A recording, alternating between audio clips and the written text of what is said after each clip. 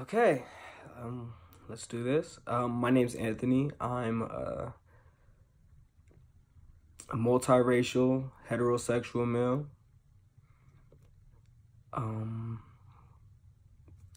As you can see, I'm pretty on the brown side, I guess.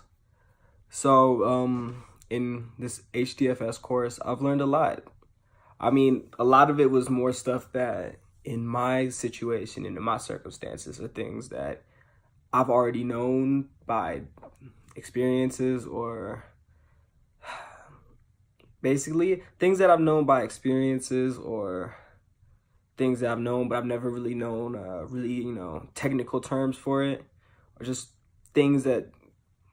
I've talked about in other classes or experiences and just history, being a person of color in America. So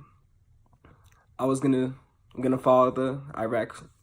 that we learned in class, and I'm gonna start off with my first issue, which means being, excuse me, I'm gonna talk about my first issue, which is the color line, which in my eyes has always been something that people of color use in everyday life to survive and thrive in white spaces, where you're not exactly being yourself, but you're putting on a mask to make yourself more comfortable in this situation. And I think another issue that goes very well with the color line is white fragility, which Robin DiAngelo says in the reading we had in class that white fragility is a state in which even a minimum amount of racial stress becomes intolerable, triggering a range of defensive moves. And I feel like, in a way, when people are in the color line and they're basically walking the line, you have to deal with a lot of white fragility, and white fragility could, in a way, be portrayed in how people walk the color line. It's a way of, avoiding dealing with white Americans and their fragility to certain statements, or, certain cultural significances, or like just certain things that people of color do that, white Americans, probably wouldn't be too fond of. Like, let's say,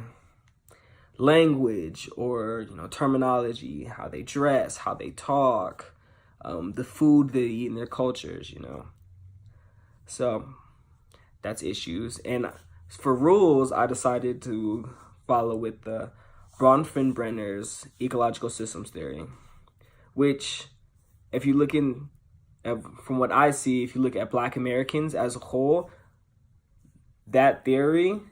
basically, if we look at the Black Americans, Bronfenbrenner's ecological theory, we'd see that Black Americans since slavery, have been encased in what can only be described as white culture,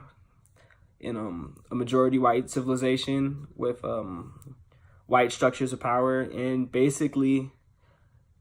all Black Americans and mixed people and Hispanics and Asians, they all have to live in this system, this ecological theory of white culture, where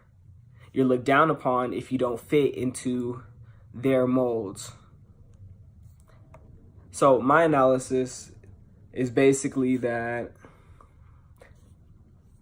everything that I've learned in this class are things that, in a way, I've had to go through myself, that I've had to live with my entire life, things that I've learned about in other classes as well, that just solidified more so of what people that look like me, and that people who have the same culture as me, or people who look slightly different, just in general, people of color, what they go through. And I feel like a lot of people in color in this class would identify with things that are going on, identify with a lot of the things they're talking about in class. Basically, the way I see it, per the conclusion, like what I took away from this class, is that we can strive to better understand each other, to better work with each other, to really break down systems like the color line, or reactions and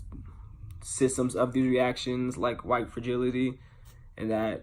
when we all work together and we all can come to understandings and conclusions about racial identity in America, we'll all end up for the better. And that's pretty much what I've learned from HDFS.